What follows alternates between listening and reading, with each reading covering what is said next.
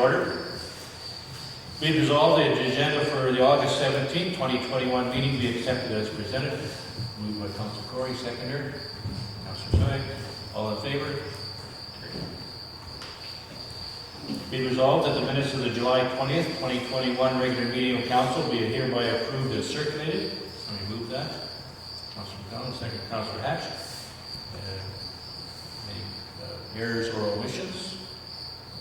All in favor? General accounts and finance be resolved that the August 12th, 2021 general accounts payable being checks number 5172 to 5206, 5208 to 5212, 5214 to 5227, and 5229 to 5245 in the amount of $367,910.36 be hereby approved. Can you please move that? Councilor McDonald, seconder. Councilor Corey, debate. Councilor McGregor. Just wondered about check 5225, Mr. Carroll Howe, slide for Nesbitt.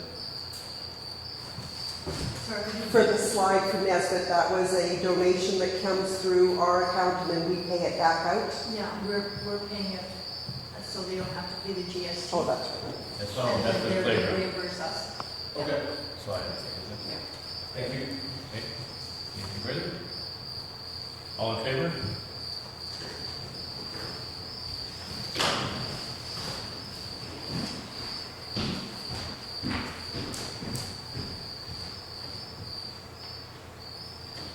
Be resolved that general accounts payable for checks number 5207, 5213, and 5228 to Guild Insurance for the amount of $1,191 be hereby approved. So please move that. Councilor Choi, seconder. Councilor McDonald. All in favor? You can let, oh, Brett knows he can come back.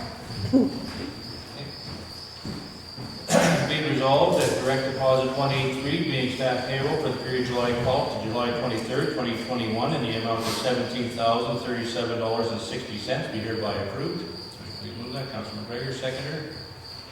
Councilor Hatch, discussion. All in favor? Be resolved that direct deposit 184 being staff payroll for the period July 26th to August 6th, 2021 in the amount of $16,925.60 be hereby approved. So please move that. Councilor Corey, seconder. Councilor Soya, discussion. All in favor? Be it resolved that direct deposit 185 being council indemnities for the month of July 2021 in the amount of $5,334.27 be hereby approved. So please move that. Councilor Corey, seconder. Councilor McDonald, discussion. All in favor?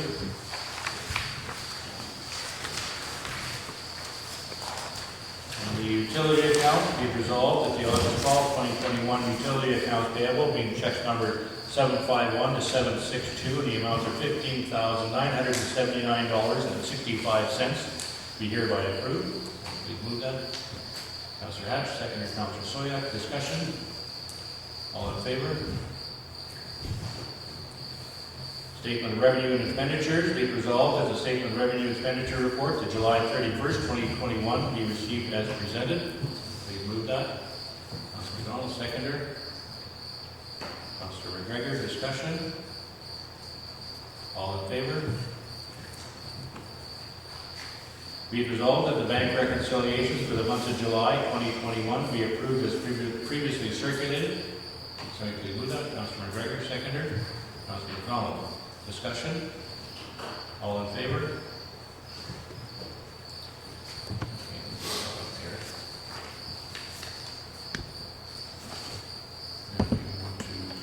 We could start with the communications, if that's okay, so that we can go to public hearings at 9:15.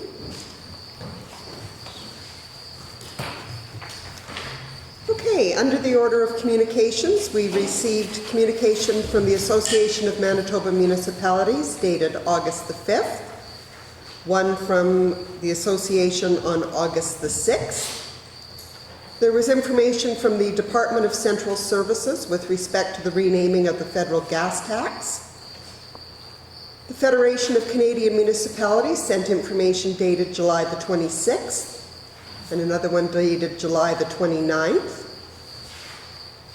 We received information from GB agencies with respect to doing electric vehicle charging infrastructure. So I'm not sure if that is something to kind of keep in mind as we move forward. Manitoba Hydro sent us information on pole replacement. You'll note that I put this under communications. They've got existing poles there already. They are just replacing them. They're doing it within their right-of-way, so there shouldn't be any resolution required by council, but I did want council and the community to be aware that it was taking place. Manitoba Possible has sent information on new parking permit program. Manitoba Municipal Relations sent bulletin number 40 with respect to the COVID-19 update. They sent bulletin number 41 with respect to amendment to the wastewater management system regulation. And they sent bulletin number 42 with respect to temporary suspension of local government provisions, and those expired as of July the 31st. We have a thank you letter from Julie Muller, who is the mother of our bursary recipient, and as well, Ben himself sent a thank you as well. Prairie Mountain Health provided us with a copy of their summer newsletter. Province of Manitoba groundwater exploration permit provided us information on a permit to the Green Acres Colony. Stars Air Ambulance, as per part of their annual fundraising, there is an island challenge that Dennis Volkoff has accepted, so he's seeking any donations. And the Western Economic Diversification Canada sent some additional information or a reminder about their Canada Community Revitalization Fund. Okay, be it resolved that the above noted communications be received. Somebody please move that. Councilor seconder, Councilor Corey, discussion. All in favor? For the committee reports, starting with Ward 3, South Zone, Councilor Corey, you have a written report, anything to add to? Councilor Soya, you have a written report, anything to add to? Nothing. Ward 2, the North Zone, Councilor Hatch, you have a written report, anything to add? And nothing yet. Councilor Hargrave's report, so follow. I didn't have a, yeah. Ward 1, Councilor McDonald, you have a written report, anything to add? Mr. Chairman, just like that, we're having a handyman meeting on Thursday night, so Michelle will be attending. So if anybody is in, like for just let us know. Councilor McGregor, you have a written report, anything to add? Yeah, just had correspondence over the weekend with right here with a new property in Oakland-Wawanesa that was inquiring about looking at 2 fiber optics. So just giving him some advice on path to pursue, and he was finding that the install cost of Westman was quite high. So had a bit of correspondence with Joni on it, and I think we have a plan to pursue for him. So. Okay, my report's there, let's add to it. CAO's report. Nothing to add. Finance officer, anything to add to your report? No, okay. Public Works, Darcy, you have a written report, anything to add? Nothing to add right now. Anything from the village report that we update there as far as our water leak? That's still on the one. Still trying to find out.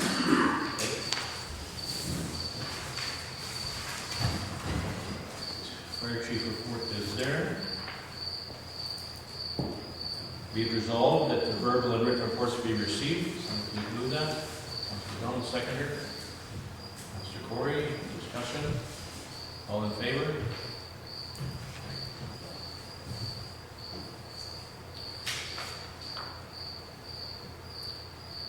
Keep going on that. We could keep moving. So the Building Ad Hoc Committee be it resolved that the report of the Building Ad Hoc Committee meeting held July 20th, 2021 be received, and any items requiring council decision be considered under general business. So please move that. Councilor McGregor, seconder. Councilor Hatch. Discussion. All in favor?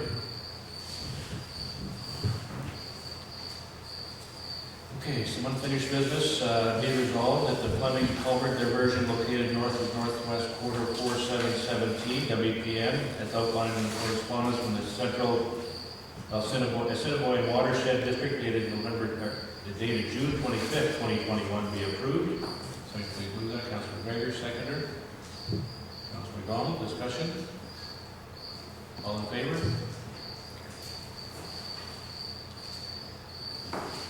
Okay, under animal control, be it resolved that Wendy Peterson be named as the second animal control officer on a per occurrence system as outlined in the correspondence dated June 22nd, 2021. And further, that pound facilities be established as Spring Park boarding kennels in accordance with amounts established in the fee bylaw. Please move that. Councilor Hatch, discussion, or seconder. Councilor McDonald, discussion. All in favor? Be it resolved that administration be directed to contact the commissioners to issue a fine in accordance with the animal control bylaw to animal owners who have received previous warnings but still have animals running at large. So you can move that. Councilor Sweat, seconder. Councilor Corey, discussion on. All in favor? Your Worship, could I add one thing to that? If going forward we still have trouble with these particular animal owners, I may be coming back to council with a request that the dogs be deemed dangerous dogs and that further efforts be undertaken in accordance with the animal bylaw, but this would be a good first step. Okay. We are at 9:12. We could probably do one more item. We can start that, and if we end up having to recess, we could do that. Okay. Be it resolved that administration commence a bylaw preparation for the establishment of 6th ward with one councillor elected from each ward in accordance with map version 2. So we move that. Councilor Donald, seconder. Councilor Hatch. Discussion.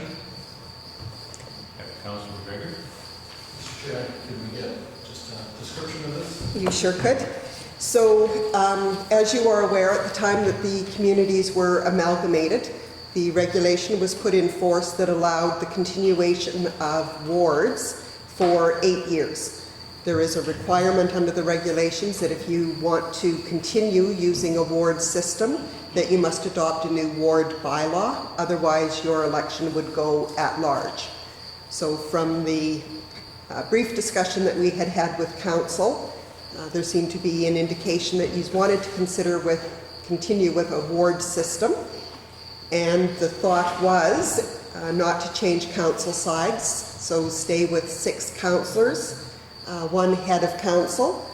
But what your request of to me was to try and come up with 6 wards so that there would be 1 councillor from each ward versus how it is right now with 2 councillors elected from each of 3 wards. The issue that I had with 3 wards is that with the size of Wawanesa, I can't get the other rural wards to be close enough in population to meet the requirements under the Municipal Act. So the Municipal Act states that we have to have, as close as possible, equal populations, and that we may take into account geographical boundaries or whatever. So what I have done with the maps, and I realize they're pretty small, I do have bigger ones here if you wanted to take a look at them. I tried doing 2 scenarios for both the rural side as well as on Wawanesa. Version 1 was where I got to first. It was more of a north-south division in the rural area and a bit of a jigsaw break in Wawanesa. Populations, I couldn't get as close as what I would have liked doing the north-south boundaries on one of the rural areas. I was only able to end up with a population of 271 and still had populations on the Wawanesa side of close to 340. The Act doesn't specify an exact figure that you have to be within, but what municipal relations is suggesting is that it be within 10%. So I went back and I tried rejigging, and instead of going north-south, I went east-west in the rural, and I changed the boundary a little bit within Wawanesa. Doing that, I can get 2 wards with populations of 306, 1 ward that is 310, and the 2 Wawanesa wards are at 340. There's 1 rural ward that has 289. It's pretty close. It's really tough when you're dealing with a small population and 6 wards. That 10% I'm trying to keep within 30 or 34 people. It's really hard. What we do for population is we use the 2021 final assessment roll that gives us all of the dwelling units. We use the 2016 Canada Census that tells us in this municipality there are approximately 2.5 people per dwelling unit. We won't have any current Canada Census information. It won't be out for at least another year. I did check with both of our Hutterite colonies to get their exact populations. From the time that the 2021 assessment roll closed until now, I used our development permit system. So anybody who was either demolishing a dwelling unit or building a new development unit, we have captured in this data as well. And we also took into account that even though the assessment roll shows 1 dwelling unit for the mobile home park, I took a look at their most recent rental list, so I know population there. And we also took into account the beds that are in the Wawanesa Personal Care Home. Again, that doesn't show as a dwelling unit, but they are residents of the municipality. I think I've got it as close as what I can get.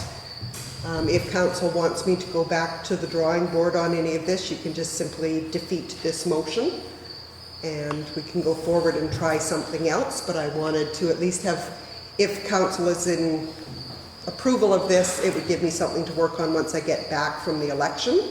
But like I say, if you would like me to go and try something else, or you would even like to table this and take a bit closer a look at things and get back to me in the next month or 2, that is fine.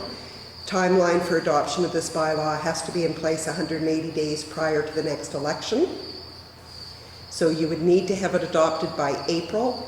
There is the opportunity, if somebody disagrees with this bylaw, that they can raise it to the municipal board, at which time the municipal board could take a look at it. I think we've dotted all our I's and crossed our T's and come as close as we can within areas that make some sense when you look at them on a map. Having said that, the municipal board could come back and say, no, make it 2 wards, 3 councillors each, and get your population within the 10%.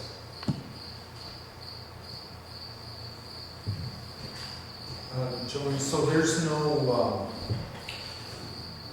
no consideration for people who live outside of the municipality that own land, like they won't count as a person or anything, even though they can vote in our. Even though they are landowners, they are not residents. So when you're looking at a ward boundary, you're actually speaking about people who live in the ward. So a little bit different there from your voters list who would have outside. So 2 wards in the village, split along the lines. Yeah. Okay. And then I'm just having trouble picturing the rural wards, like you have some general indication where these boundaries fall.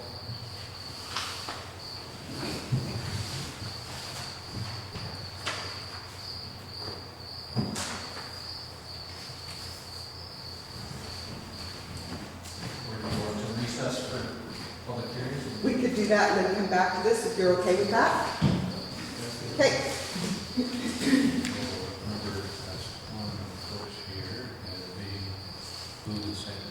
It's moved and seconded. We'll come back with the original mover and seconder, but we'll go back to public hearings and recess to allow those to take place. Okay, be it resolved that the regular meeting of council be recessed to allow council to hold public hearings to receive representations or any person who wish to make them in respect to conditional use applications C5/2021 and C6/2021. So please move that. Councilman McDonald, seconded by Councilor Soya. All in favor?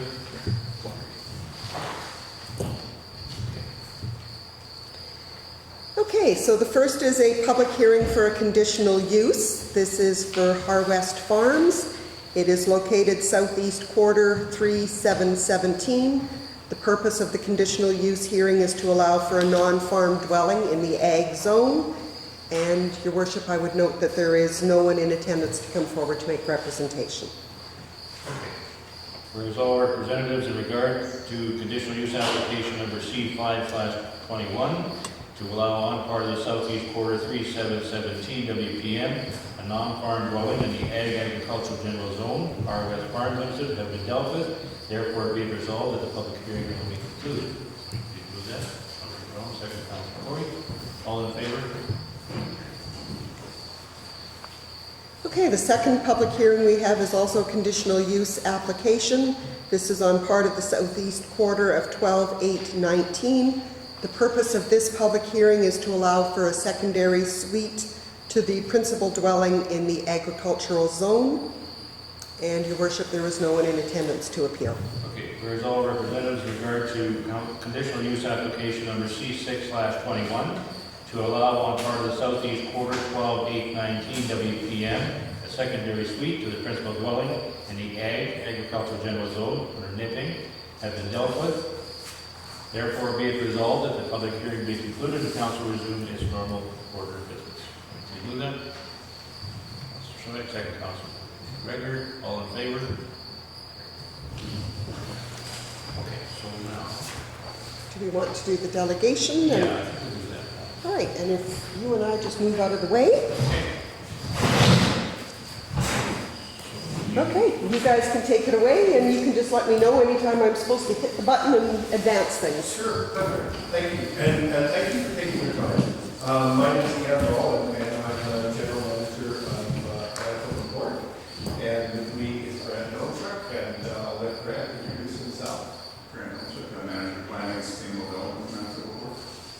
And what we really wanted to do today, and we're meeting with a number of councils across the province. You, as we just heard, you play a critical role in the development of agriculture in the province. And we wanted to come and start a conversation before we get applications for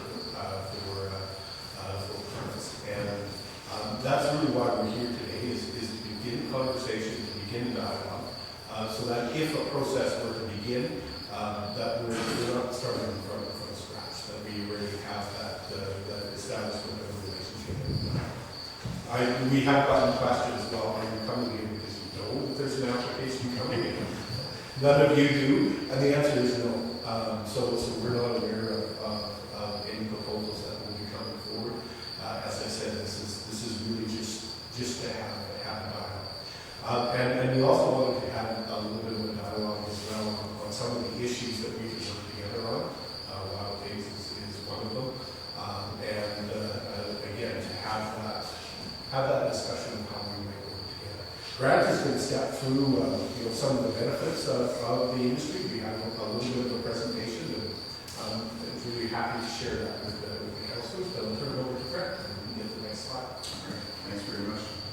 So yeah, as Ken mentioned, we do have some slides to walk through that just kind of provides a bit of an overview of the sector. We've been meeting with, I think this is probably about the 10th municipality that we've met with. This is the first one we've done in person. So that's great. Nice to see people in three dimensions, but I think it'll also provide opportunity for a little bit more fruitful discussion. So if anyone has any comments or questions as I'm going through, by all means, just jump in. We don't necessarily have to wait till the end. But in terms of who we are, National Report, we represent all commercial law producers in the province. So that amounts to approximately 600 or so barns scattered across all parts of southern and central Manitoba. In total, there are about 14,000 Manitobans that are directly employed by the hog sector, be it in production or processing or transportation. The hog sector contributes approximately $1.7 billion to the provincial economy each year. We're the second largest hog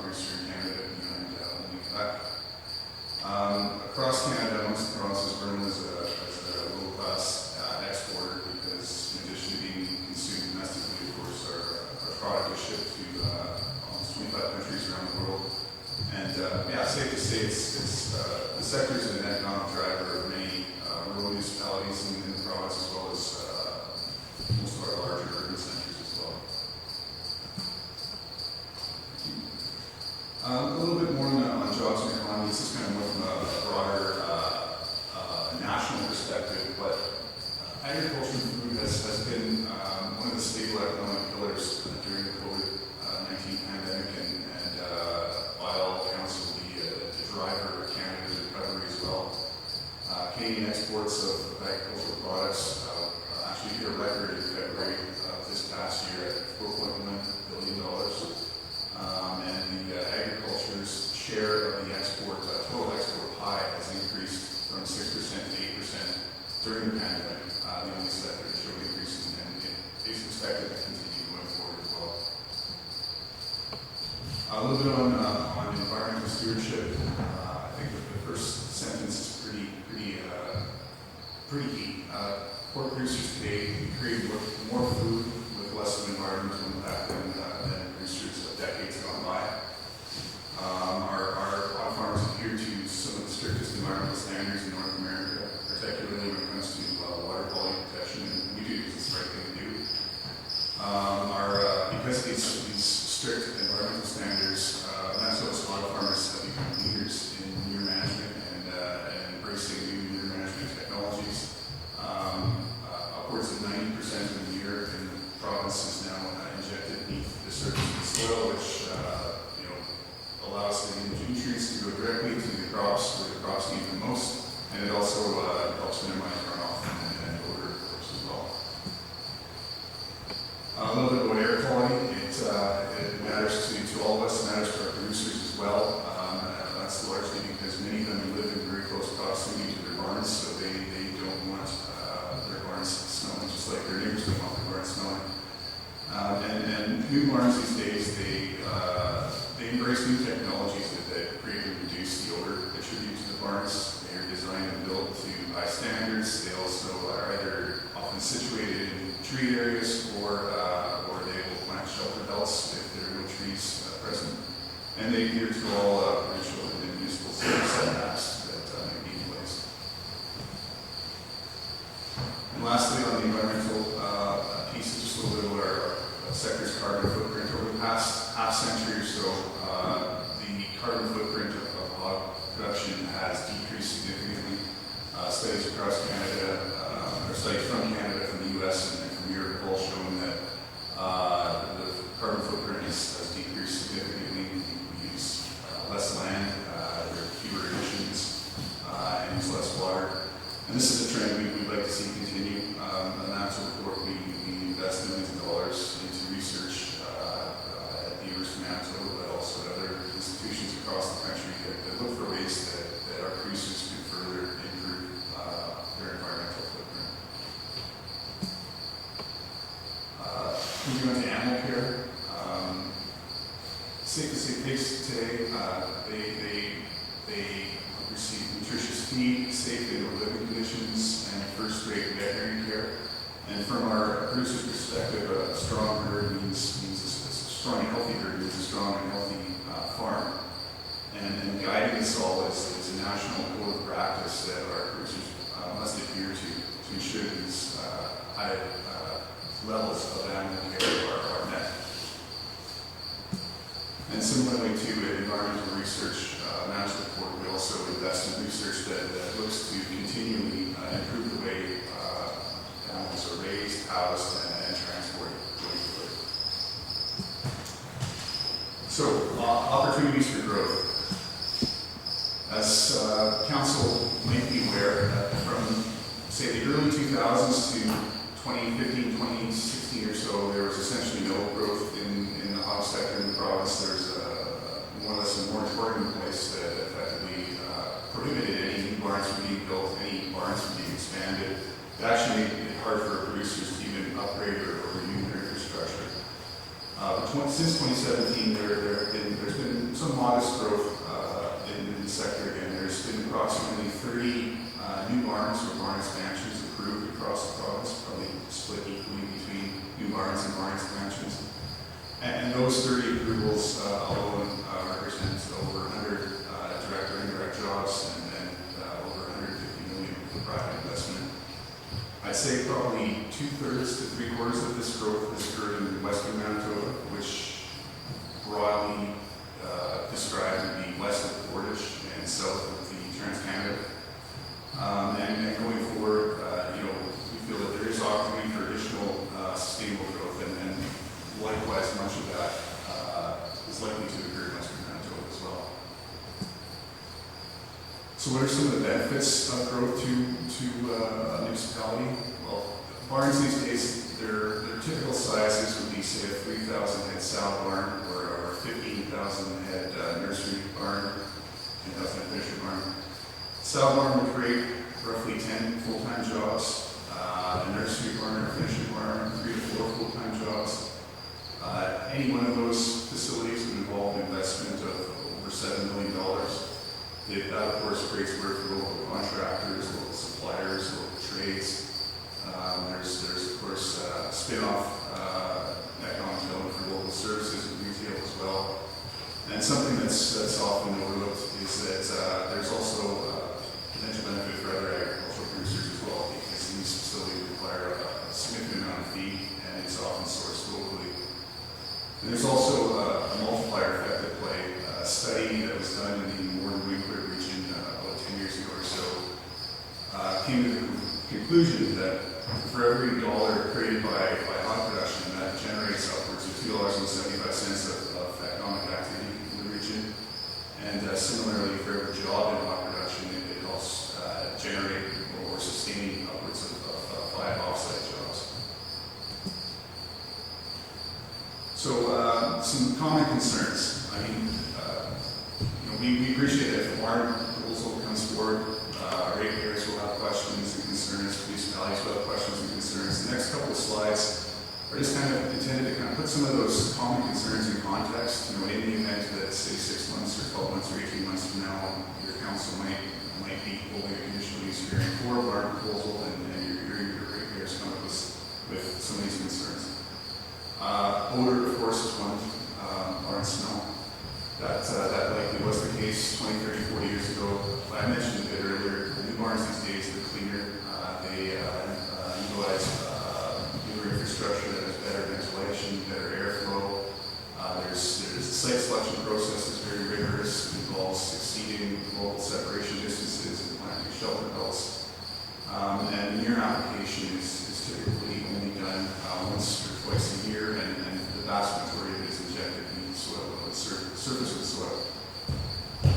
Another concern that often comes up is potential impact on property values. I've attended a number of hearings over the past couple of years or so, and it comes up from residents living 3, 4, 5 miles away from a proposed site, and they're saying, this facility will have a significant negative impact on our property value. And we knew anecdotally that wasn't necessarily the case, but in February of this past year, a researcher from the University of Manitoba,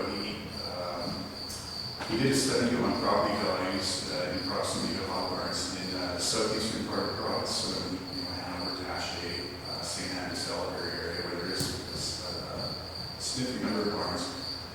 And the conclusion that the study came up with was that if an off-site residence is located within 2 kilometers of a barn, there is a modest negative impact of roughly 5% on property values.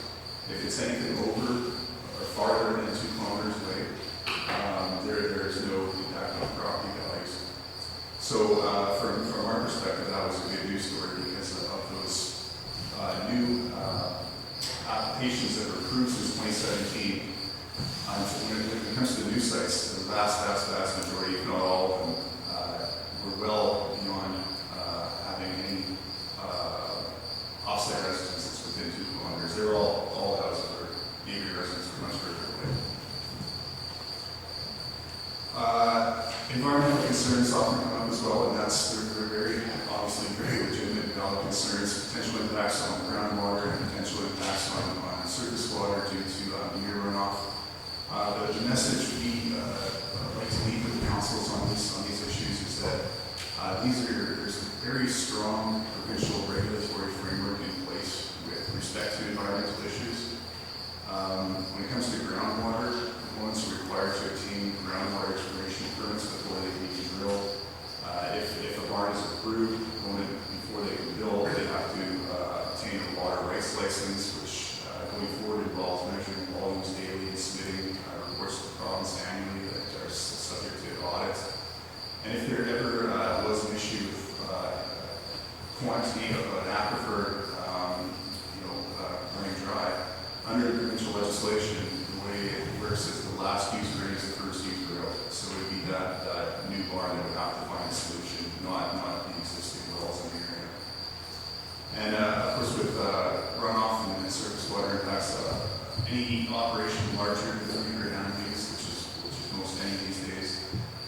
required to file an annual meter management plan. This involves a third-party soil testing before manure supply, and manure supplied at appropriate rates based on what crops are being grown on those lands. And winter application has been prohibited for about 10 years now, which also helps obviously reduce the chances of runoff. So threats to the sector, what keeps us up at night, other than my daughter's cat. But the importance of biosecurity is obviously huge.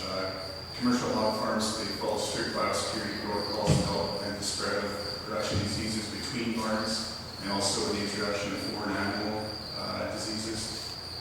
Daily protocols involve showering before entering and leaving barns, changing into work clothing in appropriate areas, and washing and baking transport trailers.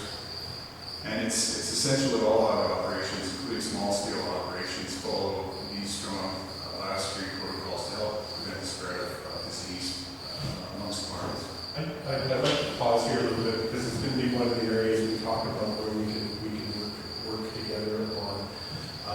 I think the pandemic has taught us about the importance of human biosecurity. It's even more important when it comes to hog production. And one of the areas that we do want to have a better understanding of is some of those small operators that often have pigs raised outside.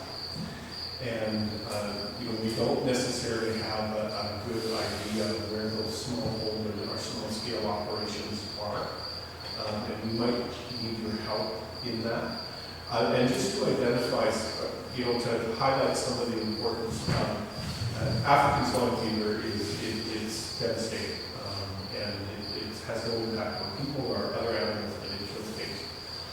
And it's run rampant around the world. I think, in a few months last year, there was over 1 million pigs that died in China because of African swine fever. It's recently been identified in the Western Hemisphere, so it's been identified in the Dominican Republic, so it's getting uncomfortably close. And why I'm raising this in terms of small-scale operators and why we need to have conversations around biosecurity with them. Just as an example, it's African swine fever in Germany has recently jumped from wild boar into the domestic herds. And that first jump occurred in a farm with 4 pigs and a farm with 6 pigs. And it means that Germany can't export any pork outside of the European Union. Probably won't be exporting pork outside of the European Union for many years to come. And so the economic impact of those 10 pigs has been enormous. And so for protection of the industry, we really do need to have those conversations with some of those small-scale operators because, while the number of pigs that they raise, isn't significant in the overall production of the products, the impact that they could have on the industry and the impact that they could have on the economy is enormous. So that's something that we'd like to have a conversation about. And we also know that I raised the wild pig question. I think Brendan's going to talk about that in the next slide. Good segue. Wild pigs. In short, they're an invasive species, and they're a huge disease-carrying vector. They cause spread of ASF across Europe and parts of Asia. And as Ken mentioned, they've devastated exports for countries. And frankly, we need a better understanding of the wild pig population in Manitoba, and we need to come up with an eradication strategy. And I'm just going to answer a little bit too, and to give you an idea of the problem and how it can grow. Is right now we're kind of on the edge. Some people think that we've gone too far and that eradication is now impossible. I think we still have an opportunity, but a wild pig will become sexually mature in a year, and they'll have 2 litters a year. So exponential growth can happen very quickly. The original thought, where did it come from? Why do we have wild pigs? It was in the 1980s and 1990s. Agriculture in Western Canada was in a bad spot. And the watchword of the day, or the policy fix, was going to be diversification. So you saw duck farms and ostrich farms and lots of other farms. And we also saw wild pigs imported from Europe to have as part of that diversification. And the thought at the time was they will never escape. But we've got fences. Those fences amount to much of a barrier at all. And the second thought was they will never survive our winters. They love our winters.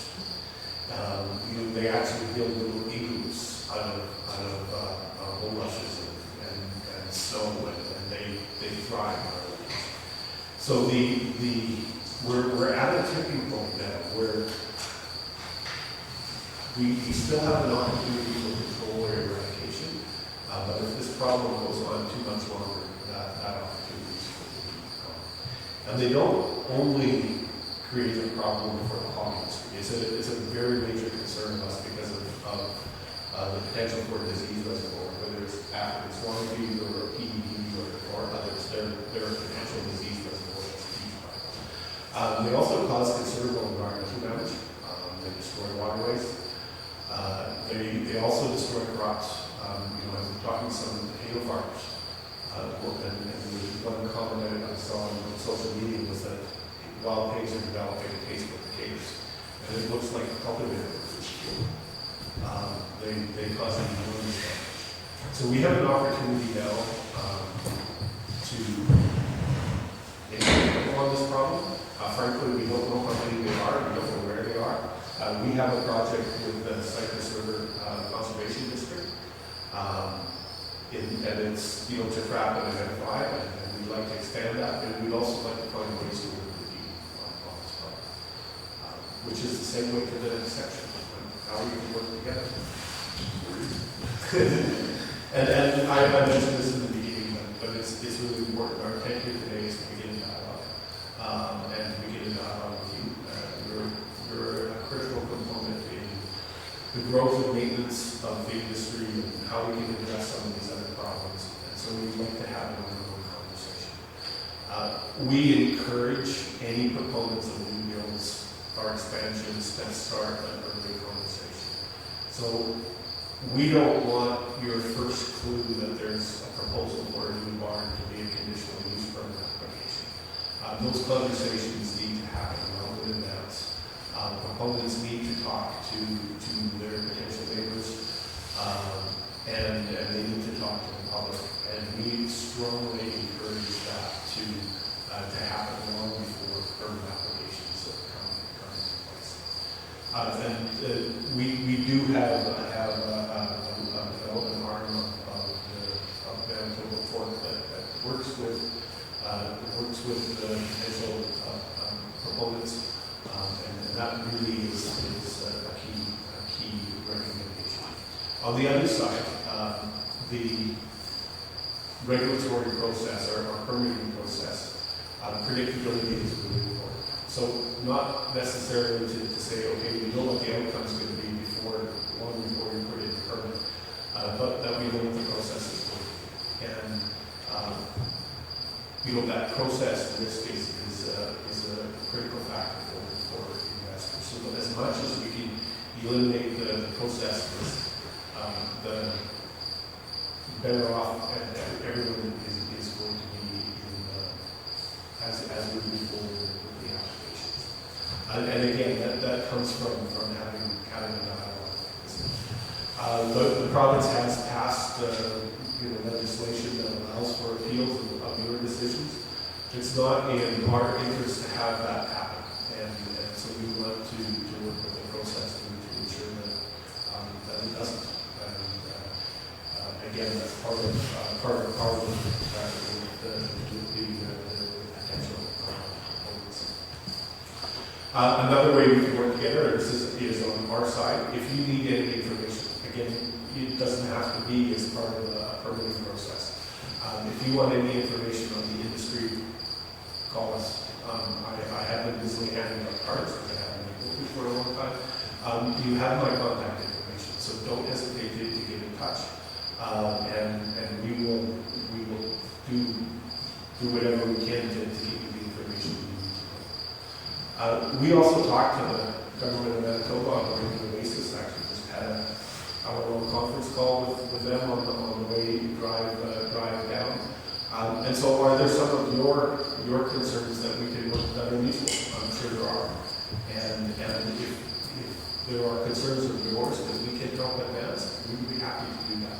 Whether it's around COVID-19, collaboration on regionally used water management, infrastructure requests, again, let us know, because as I said, we talk to the province on a regular basis, we talk to ministers on a regular basis, and you know, there are members of interest as well. And so the more voices that we have saying the same thing, the more likely that we'll follow and get the answers. And we've talked about this, but are there ways, let me rephrase that, I'm sure there are ways that we can work together, especially in this area, because you have ways that we can work on the wild pig problem. Whether it's building awareness, and if there are things that we can do to build awareness, whether it's providing the tools that people can report sightings or report damage.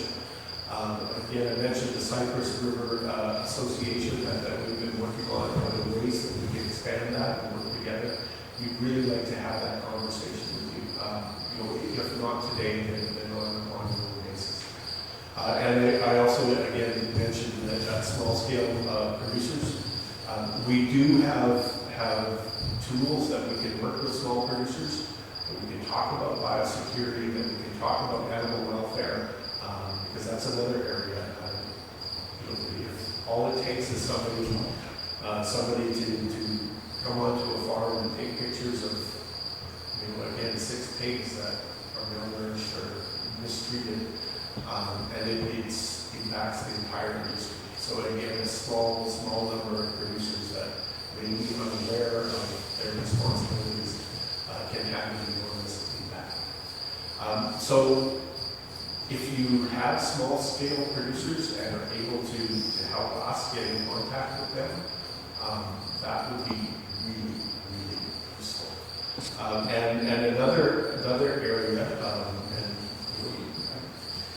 and you talked about the animal control bylaws. We do have cases where people are raising pigs outdoors, and they don't necessarily control them. And that's where wild pigs come from. That's where they came from. So are there ways that we can work with you to help ensure that any producers in this municipality are ensuring that the pigs stay where they're supposed to be? Because that also helps limit the contact with the wild pig population that is so concerned. So that's our plan. We'd like to turn it back over to you for any questions or comments or people discussion. Thank you. Councilors, any questions? What can small producers do to stay in business yet not have the risk of? I think their appeal is that local production, right? Like that's so they will have a much higher cost of production, but they'll also have a higher value of that. But often we find that it's just simply a matter of awareness, that they're not necessarily aware of the biosecurity measures that they need to take in order to ensure that, and it's not just African swine fever, whether it's PED or other production diseases. You know, Brad mentioned in the beginning that if you're working in a modern dog farm, you have a shower before you go into that farm, not after. And it's just some of those measures that are needed to be taken, whether it's ensuring that you transport them clean. It's an awareness question, and that's something that we can help with. We have material that we put together. It's a matter of identifying and having that Best practices, right? yeah. And then same thing when it comes to animal welfare. You know, often producers aren't necessarily, those smaller scale producers aren't necessarily aware of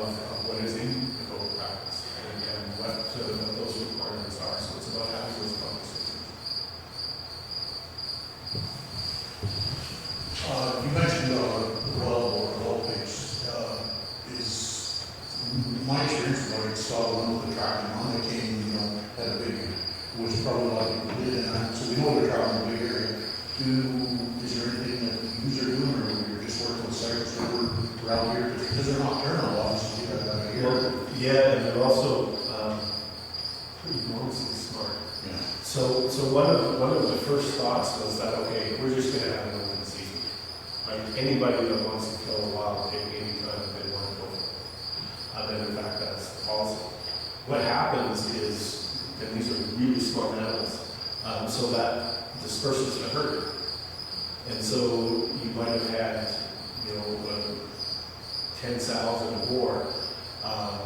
Hunters come in, that herd will split up into 3, and all of a sudden you now have 3 breeding herds instead of 1. And so it's found that hunting is actually dispersing and increasing the problem, not curing it.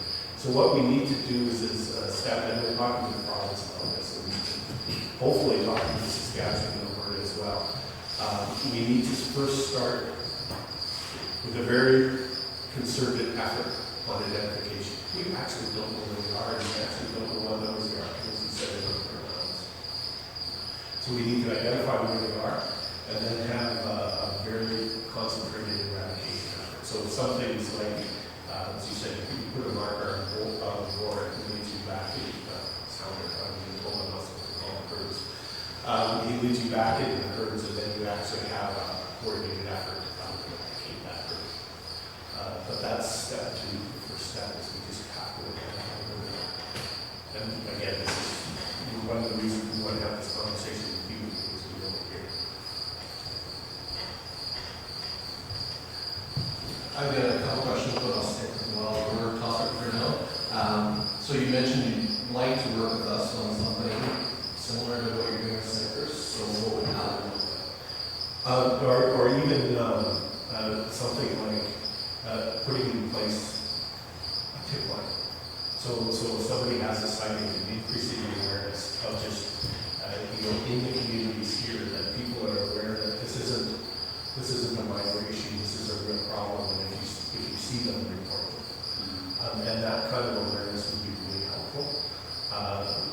We're working with the province to see if we can expand that Cypress River model, where again it's tracking them and identifying where they are. And if we can do that, we'd like to come back to you and see if we can get some help with landowners to have projects on their land. But I think the primary way that we can work together is that increasing awareness. See, most people just aren't aware that this is a real problem. So a tip line would come to us. Again, we can talk about that. But what works for you? Yeah, ultimately it goes to mental conservation. Do you find that the new barns are kind of transitory because of one municipality turning them down, they move to another one? I'll let Grant answer that one. I mean, there have been, to my knowledge, at least 2 that have been denied their conditional use applications in recent years. I don't know if that necessarily causes them to move elsewhere. I mean, those are both corporate ones that have been denied. And they've had, this company in particular had pretty large expansion plans to begin with, so I think they're probably looking at establishing a number of municipalities. One got turned down, the other 3 didn't, so I don't think it really impacted their plans too much. For you? What's causing the shift towards Western Manitoba development? Is it population density? Is it proximity to processing? It's largely that, yeah. I mean, the 2 processing plants in the province are equal and branded. So Western Manitoba is logistically, it makes sense to build out here. There's also its population density as well. The eastern municipalities, ones close to Winnipeg and South Winnipeg, they have a lot more rural residents up there. And once there's a non-farm rural residential population, it really gets hard to expand agricultural uses. So I think we'll have to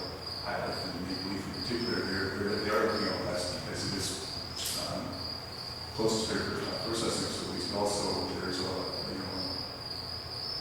many municipalities that have more sparsely populated areas. So easy to find that separation distance.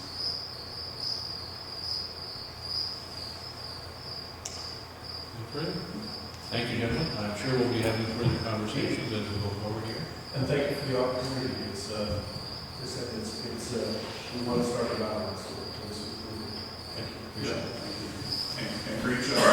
Just flying the plane. Forwarded that just as a break here.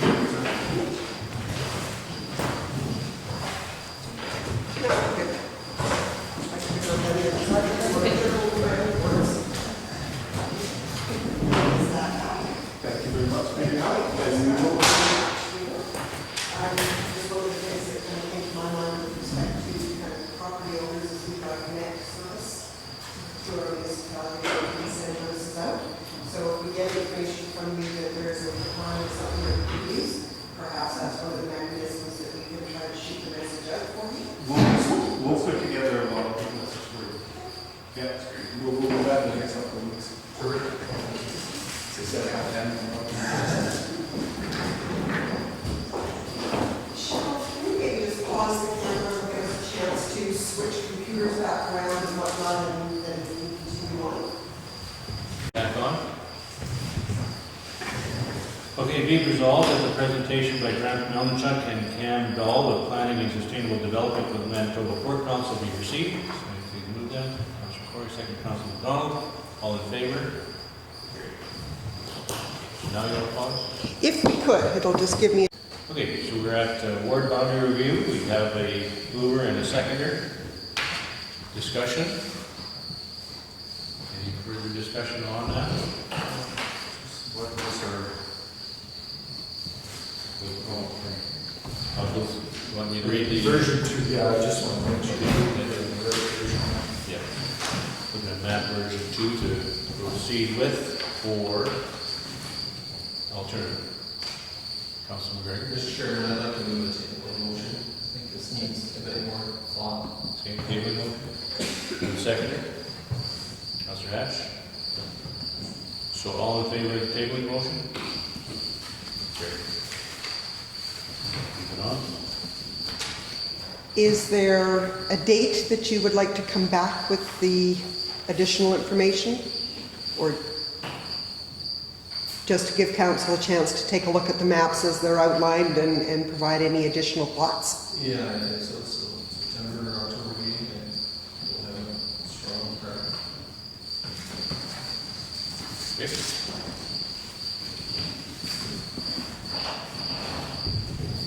Okay, office bills. We resolved that the following items be approved for submission to the architect. Do you want to address those individually? I would. Did you call for a vote? I'm sorry, I'm slow typing today. Did we call for a vote on the tabling motion? Yes, It was approved? Yeah. Okay. Okay, so with respect to the office renovation that is going on, we are finding some things as they're getting started. So the first one was the fact that the siding that had been originally determined by the architect to be the quality and the color and whatnot as to what their visions had been. The siding is back ordered about 12 weeks. There is something similar that could be brought forward apparently in about 4 weeks. The coloring is different. Does that make a difference to council? Do we request what was originally proposed, knowing that that would mean siding is likely going on in November, whereas right now I believe their schedule has siding going up in October, maybe the end of September? 3 to 4 weeks is what they're saying. Yeah, their schedule laid out. Yeah, starting September 10th. It would be the architect who will see the color. Mr. Chairman, to Joni, just 2 questions. What does staff feel about the color change, and what's the cost? Is there any cost difference? I'm not aware of a cost difference. It is still a hardy board. It is still the same life and warranty on it. When I take a look at the colors from the printout, it looks a little bit grayer, perhaps, than what the original dark blue was going to look like. I know when staff originally looked at it, the dark blue kind of played off of our logo, the outside coloring of our logo. Is that going to make a difference? I'm not sure. And ultimately, whether or not we hold off getting siding put on, that's a decision of council. Yeah, they can do the siding later too. It's like it'll have house wrap on it and Protects it. right. I don't think that's as much a concern as far as time. It's just a matter of, are we waiting for something that really has to be waited for? Is this sufficient, or? And I think that the original color is sharper, there's no doubt about it. It's hard to say without seeing the whole thing in place. It's like painting a house inside. You think this color is good, and you put it in the wall, like, ooh, boy, we gotta change that real quick. Yeah. So I don't know. Why not just wait for the right color to come? Yeah. Does that impact occupancy? Like, based on the schedule I saw, it doesn't seem like it should. I don't think so. It No. doesn't seem like the architect loves the idea from Yeah. their comments. I think it is quite in tune with our sign, so our emblem. I think that's important. Color scheme. Yeah. So. Mr. Chairman, to me, if there's no difference in timeline and no difference in cost, I don't see why we would switch. Myself. As long as they don't pack 3 more weeks on that. Yeah, at the end line, whether they deal with their schedule already is too far advanced, as far as I'm concerned. I'll be honest, I don't want staff to be attempting to move in October, which is our very busiest time with taxes and stuff anyways. My preference would be that we deal with that all with our system that we know is up and running, that we're able to close off the tax roll, close off the month end before we would even contemplate moving to the new office, even if it is ready. That would just be my preference. So if we aren't moving till November, December, we would be okay with We that. could always have a council meeting in there without moving in, per se. If it's ready. Yeah. So, okay, so stay with as is. So I've got that the siding item remain as originally requested. Okay, so we'll move on to the vault, to the vault itself. To the vault itself, when we were there taking a look, the vault looks great. Right now it's got really high open ceilings. When you take a look at the plan, those were going to come down to about 8 feet. I think we need to make use of every vertical space that we've got because we don't have a lot of room. Spoke to the architect and he had said that it would not be an issue to raise the ceiling in the vault. So if we could raise it to 12 feet, we'll do a bit of a ladder system, very similar to what we've got now, where we have to use a ladder to get up to our stuff that is 6 years old, but we're required to keep for auditing purposes. Those are the kinds of things that we could put higher up and use the existing floor space that's in there to keep the documents that we more readily need to get into but need to be protected in a fireproof room. And that was the other thing, as we took a look, it looked as if it was just normal drywall. I think we need to go fire retardant, if not fireproof. That will require a change order. I don't know what the dollar value of that is. It's a small vault, but I think you need to probably have it fire retarded for, I think, Bob, you could maybe help me on this. The ratings typically go like for 30-minute retardation or an hour retardation. We'll put our documents and stuff into metal file cabinets, but with the fire department there, you would think that if we had something that was fire retardant to an hour or so, we would probably be well protected. Darcy, did you check that 5-8 fire there? Would it read that? No. I was of the understanding that fire resistant, not fireproof, was 2 hours. And it might very well be. That's a question we have where they're looking, so that's good. And I think that's your fly-based fire guard, that's what they put in multi-family dwellings where there's a separation. Each with garages too. And garage, even with garages now, yes. You gotta have that. You got fire Cleared. right up to the, Yeah, right up into the ceiling. Yeah. And you definitely need that storage that you're talking about. Oh, yeah. We looked at it that day. Efficient use of space. I don't think increase the cost that drastically with 5-inch fire guard, right, truth, takes. That's 4 feet up, it's only 4 sheets of drywall anyway, if that's what it is. Anybody have concern with that? Councilor Rick? So, sorry, where is the vault? Just in the new area or the? No, it's in the existing area. Actually, if you went in right now, they got it all partitioned off. It's in the foyer, or our working area for our front-end staff, right behind them. So, before the offices. Kind of where the closet was in the old office. Okay. What I'm realizing now is that I misinterpreted this. I thought we were talking about a vault in the ceiling. Oh, sorry. We're talking about the vault, The the vault. ceiling in the vault. Yeah. I understand, sorry. But if you want to go for vaulted ceilings, I Okay? That makes more sense. The ceilings in the whole building are 12 feet when they get it stripped down, so that's where they did the drop ceiling, the rest of it, I don't understand. The rafters are at 12 feet right now. What are they doing to the rest of the, like, the space for height? So, yeah, so for the council chambers, it's going to be 10-foot ceilings. For the office area is 10-foot ceilings. Yes. For the individual offices is 9 feet. For the aisleway or the hallway is going to be 8 feet. No, 9 feet. 9 feet. think it stayed at 9. 9 feet. Is that right, Darcy? I believe so. And all The bastards are 8. I was talking to Darcy, were they able to find enough pipe in the plumbing? I haven't talked to them this week yet, so they weren't there yesterday. No.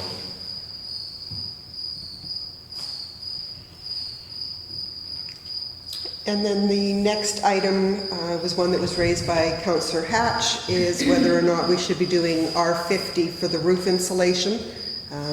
Currently, with their clarification to the contractors, it would be an R38. This exists as what they have in the specs. So does council want to go to the R50? Okay, anybody have any concerns with that? Again, I don't think it's a huge cost to go increase by 12. Dave, do you know what they're actually going to do for roof installation? You know, I don't know that. What do you mean whether it's blown in or if it's, I don't think it's going to be back, but I could be wrong. I would think it'd be blown in. How are they going to do the insulation in the roof if they're doing, like I can't remember what the inside of it looks like, so there's a rafter system. Yeah. Trust. So it would be nice if they could do one layer of bats, because I think it's way more efficient, and then blow it to increase to our we go from 20 to 50 pretty quick. It was bats up there before, because they're still there. There was some that I'm opening in there that they. Are they able to salvage any of this? No. No? Well, they say the old, there was about, what, there about 5 or 6 bags, unopened bags of insulation that were put in there when they built the building, obviously, and they're still there. But all the other stuff is gone. It's wonderful. It was interesting going in there is, and I mentioned to the people we went in last week with, is that it's all plywood. The roof sheeting and the walls are all plywood, not chipboards, which is your present day stuff, so that's pretty significant. And there is not one leak indicated in that whole roof structure. It is absolutely clean and solid, which is quite impressive to see that. And the floor system was. Yeah, it's intact. It's all intact. How are they going to achieve that? Well, I see you've mentioned the roof. What about the walls? What's the thought? The walls are at 28 right now. So another two R factor that have to go down the exterior. I would think. I don't know. What are they adding then to get that? They're doing the exterior, so it'll probably be foam. I'm not positive on that, but I think think that's what it would be. You have to go to the exterior to get that additional artifact. Yeah, so they're gonna have to do like an R8 or something on the exterior. Which Well, I is think it's R28 now. So we go to R30, R2. Well, even if they, typically a 6-inch pads are 20, right? So I don't know how they're getting another 8. That's what this note is, isn't it, R28? I thought that's what it said, but Correspondence here that, Yeah, our 28 walls and our 35 for. oh, 35.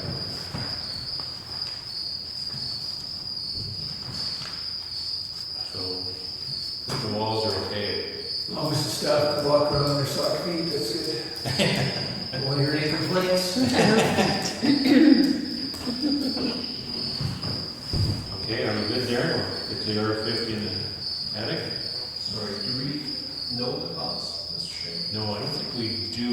I requested it after having gone and taken a look on Friday, but I haven't gotten a response back. But again, I don't think it's going to be expensive. I wouldn't think so anyway. And if we want it, obviously if that's going to be a benefit, the council feels that's a good thing to do, then the cost is just another start building.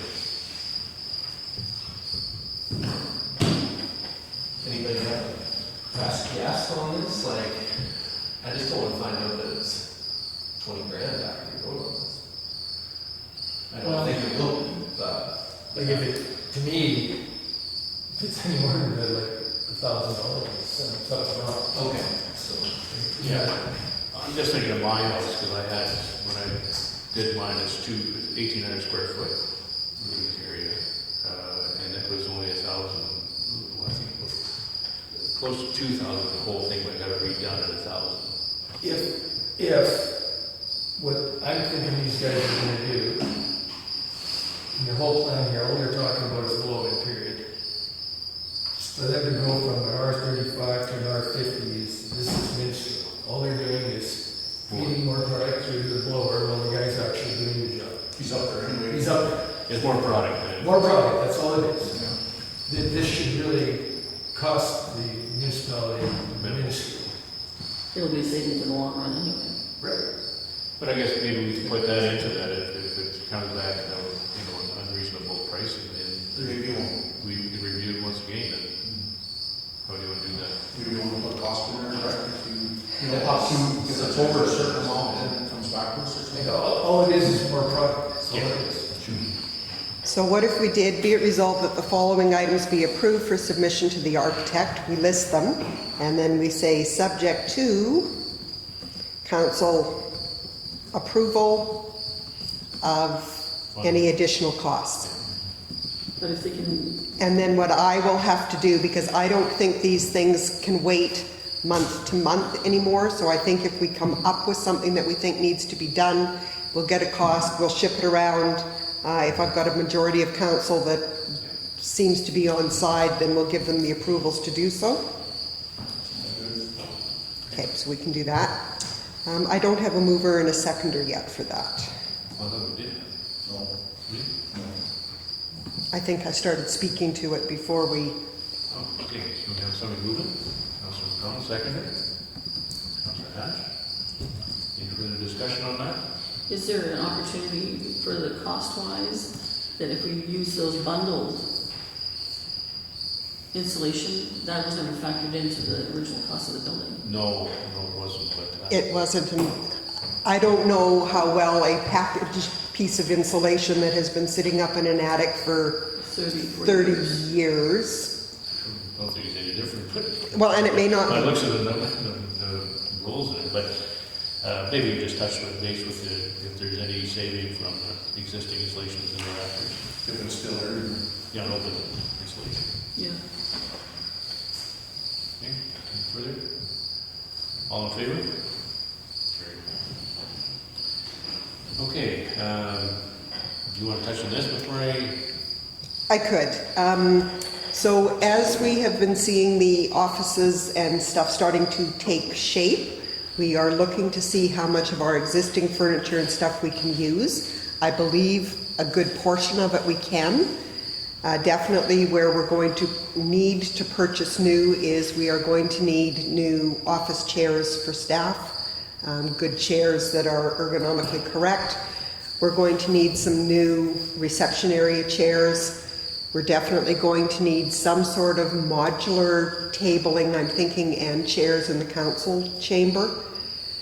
What else did I? Table the chairs in the staff room.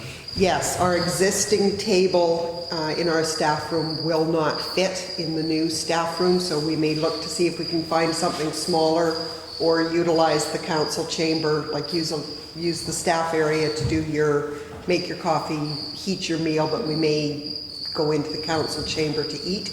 But if there's room as we get it done, a small table with 4 chairs. We were thinking in terms of some new file cabinets, particularly for our maps. They take up a tremendous amount of space in our current vault. So if we could find a cabinet area that we could put them in, that would be helpful. And the other thing we were thinking about is perhaps an actual video camera and our projector and screen system, putting it into the chamber so that in fact we're not having to run and get equipment all the time. Very rough estimates when I was taking a look at it. I think we were close to 17,000. I don't know if we take it to 20,000. But that was gas too for a couple of desks, workstations too, wasn't it? I think we can make most of our workstations work. We may have to rejig how some of the connecting tables and drawer spaces work. But we should be able to do that. So we were thinking $20,000 might be necessary, depending as we start finding and actually moving stuff down there, how it fits once you get walls in place. So would that projector be wired in at the fire hall? That would be a good question. I mean, obviously our one right now is not. So whether or not we look at one that is actually ceiling mounted and then it's always there. Is this not include a council chamber table? Or no? The initial construction, No, but your amount. Yeah. This amount of the 20,000, it wouldn't be one of your big solid oak council tables. Bob's not building that for us? We could ask them. Pallets? Yeah, it's more modular, so you can change it. And I think basically because we have like now COVID, we're having these so far apart, that would happen again. So rather than, Yeah. so this can be configured in different ways. We have people come in to do presentations, etc. Yeah, even the ability to easily roll them together if you're doing a committee meeting versus the setup that you would use for a council meeting. I think if you could find something that is lightweight on wheels, that is more modular, I think that would be more practical. Do you have some of your estimates for what you were budgeting? I did. I'm not sure that I brought them with me. I think when I took a look at office chairs, I think if you were finding ones that were ergonomically correct and looked as if they would last, you're probably looking at about $600 a piece. Reception chairs, I think we were looking, you could find them for about $300 a piece. Stacking chairs to have in the council chamber for when you do have representation, and if you wanted 30 chairs, they were give or take $100, like not just those type of chairs, but something that is a little more comfortable than that. The chairs for the council chamber themselves, probably about $250. One system that I saw in one of the office supplies that had the modular furniture, you're looking at give or take $3,000. That one didn't look real nice, so I don't know whether the company that we dealt with for the existing furniture is out of Brandon. They're still in existence. I think we would probably try to match some of the finishes and stuff similar to what we've got, so that might be slightly more expensive than what I'm finding if I'm looking in Basics Plus or, you know, the Staples catalog, for instance. But we did kind of do a bit of a breakdown, and I think it came in at 17,000 is where we had gotten to. We had figured 20,000, kind of rounded it.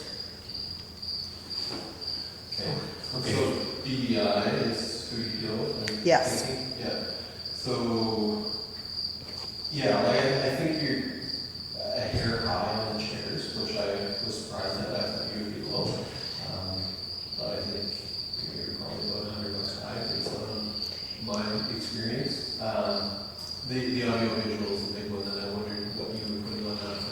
We hadn't priced out audio-visual. I know that Roger, when he went to Winnipeg Beach, decided to implement our system with videoing, and they just bought a small video camera, kind of like one of the smaller handheld tripod, and I think he said they were able to pick it up for a couple $100. What I'm not sure about is doing like a ceiling mount projector and whatnot, so that was where we had come in at $17,000. We had given ourselves about $3,000 to play with for some of that additional stuff.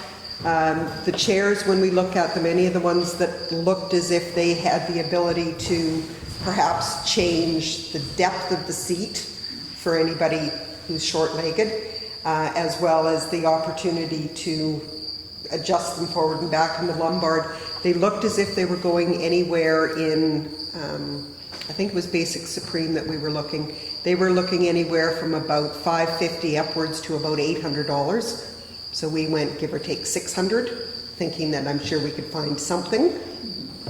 One of the things we would obviously want to do is have them bring them out and let staff have the chance to see how they feel and adjust, and if there's any ergonomics that need to be considered in them, you know, height of your arms, etc. So some of those kinds of things. I was kind of middle of the road with those adjustable chairs in the pricing.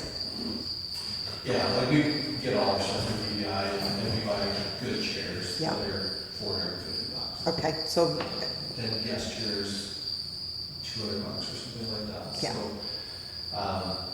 the audio visual, like what's more common now is to do a TV, a large TV mounted on the wall rather than the projector. It's just easier to connect to usually.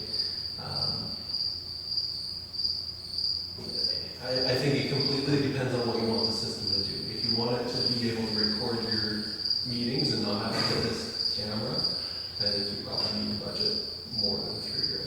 But we can talk about what we want there. yeah, absolutely. And particularly once we start seeing full size and what the wall spaces look like and where you might situate things, that came into play as well, because certainly some of what we had thought with our existing furniture, when we get down and see where the windows are and how they are, some of it doesn't work as well as what just measuring it out and saying, oh yeah, that'll fit in a 10 by 10 room. Well, no, it really doesn't. So some of that will have to be jigged once we actually see window cuts and whatnot.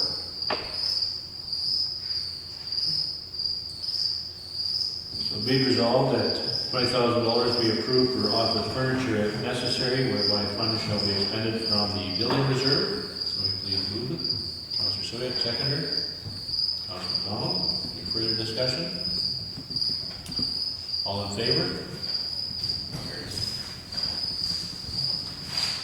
Okay, general business. Be it resolved that the conditional use application number C5/21 to allow on part of southeast quarter 3717 WPM a non-farm dwelling in the Ag Agricultural General Zone as submitted by Star West Farm Limited be approved without conditions. So you may please move that. Councillor Corey, second Councillor Soya. Discussion? All in favor?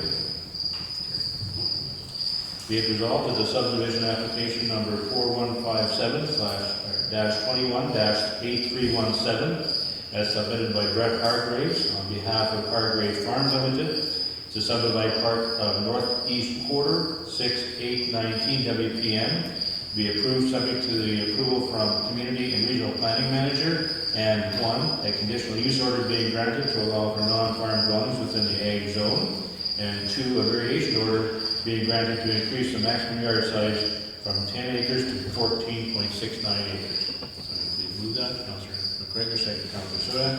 Discussion? Could I just make a comment? Normally you wouldn't have the approval subject to the Community and Regional Planning Manager signing off. It just so happened this time that he has been away. The report had been prepared, but it didn't have the manager's signature on it. You've got a copy of the report in the planning document. If for some reason the manager doesn't sign off on it, we would bring it back to council. All in favor?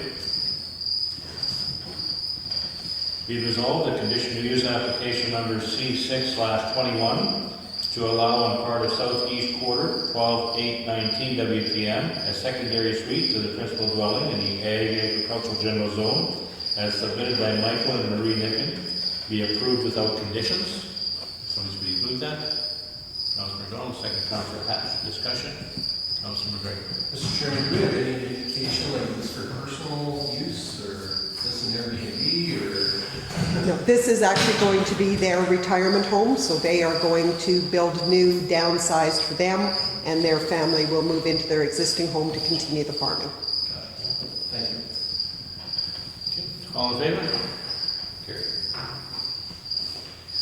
Okay, be resolved that subdivision application number 4157-21-8314 is submitted by David and Alice Green to subdivide part of southeast quarter 1/8/19 WPM, be approved subject to a minor variance being granted to reduce the minimum site width of proposed lot 2 from 400 feet to 393.5. Please move that. Councilor McGregor, seconder. Councilor McDonald, discussion. All in favor?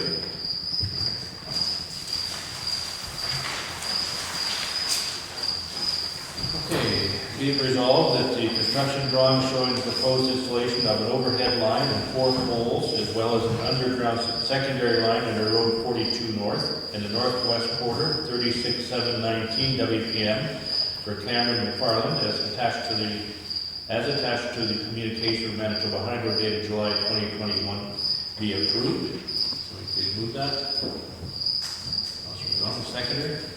Councilor Soya, discussion. All in favor?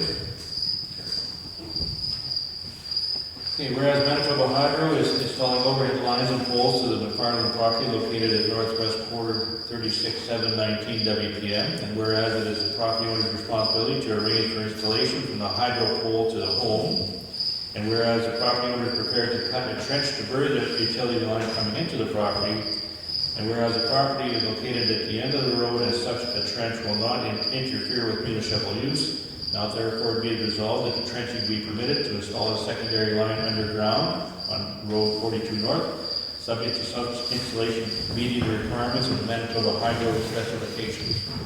So you please move that. Councilor Swayak, seconder. Councilor Hatch, discussion.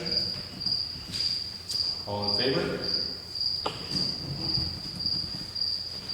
Okay, be it resolved that a letter of support be sent to the Brandon and District United Way for the expansion of the charity to become the United Way of and Rural Western Manitoba. Brandon and rural. Brandon and Rural Western Manitoba. Please move that. Councilor McGregor, seconder. Councilor McDonald, discussion.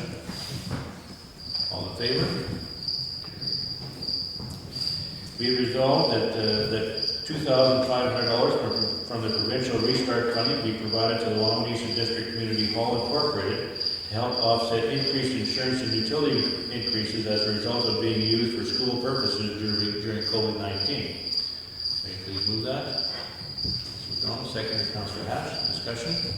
Councilor McDonald. Mr. Chairman, this is money that we received a year ago. Is this where this is coming from? This is the fund that we got from the provincial government to restart for COVID-19. Okay, thank you. And I think there's they've given us some documentation to show their increased costs of water, et cetera. Where's that fund at? How much have we got left?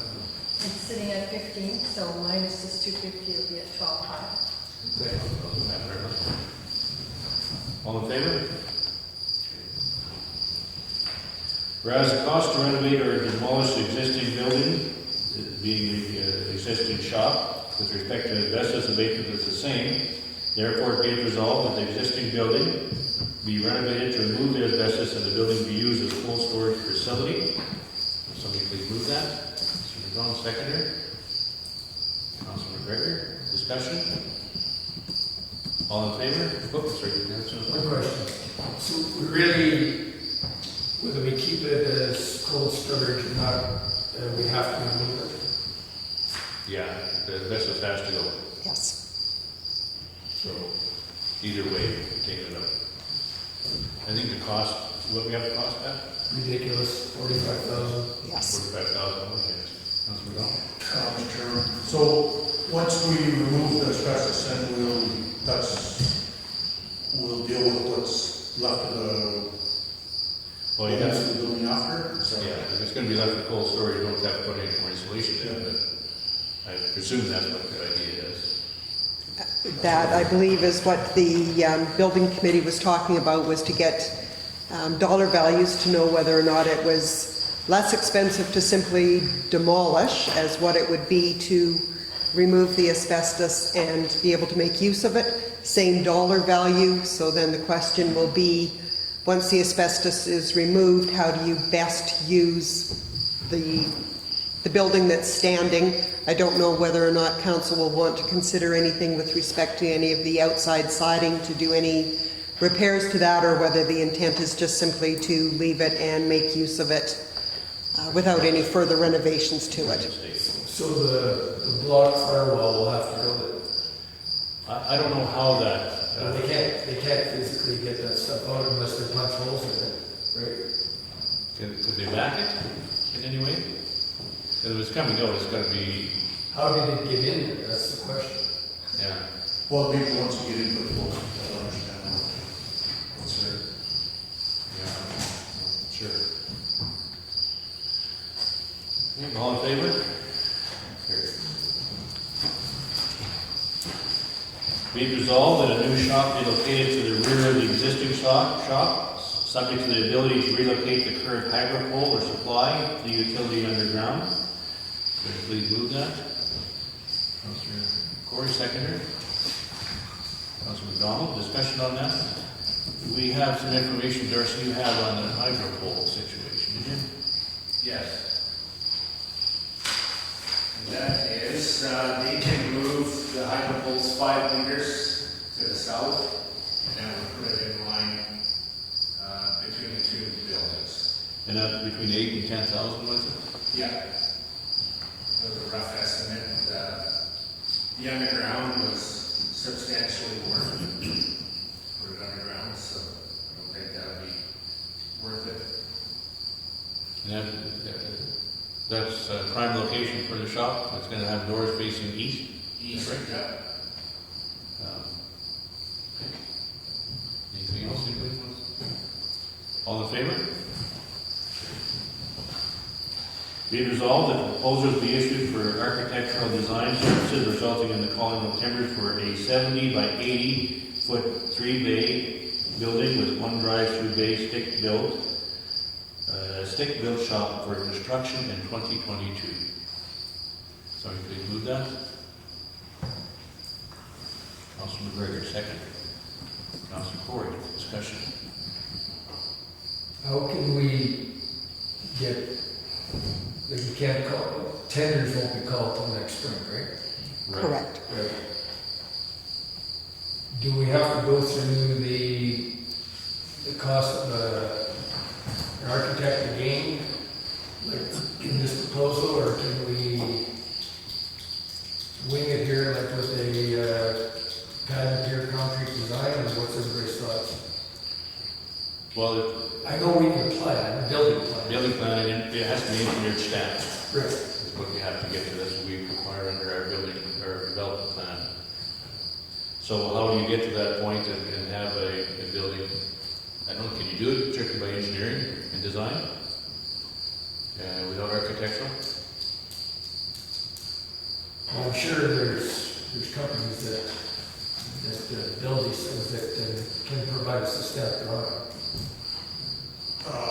Mr. Chairman, I just wanted, I know that other municipality tried it, well, we were talking to on the usually they thought they could just build like basically a shop without going through, just get blueprints and how to build it.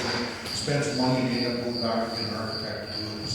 And just so the public money and so it's done right, they ended up, it cost them more and they went back and had to be done anyway. I'm just one to that over there. And the public money is making it available. The architect, from what I have garnered from this first building and some information from them, is basically they look at everything from your geotech to all the situation in construction. Where engineering is just making the plans as to what the building will require. But they usually need, in order to develop a floor, as an example, to know what the geotech is soil-wise as to what to put, whether pilings or whatever the case may be. I think in a building of this size, I think it's wise to know that. So we don't have a whole bunch of concrete cracking within the first year, because it wasn't, soils are such and such, we didn't accommodate that. I don't know. Well, I think we all realize the soils here are pretty crappy. Yeah, a lot of movement. A lot of movement. Yeah, and a lot of water table fluctuation that kind of comes up pretty high.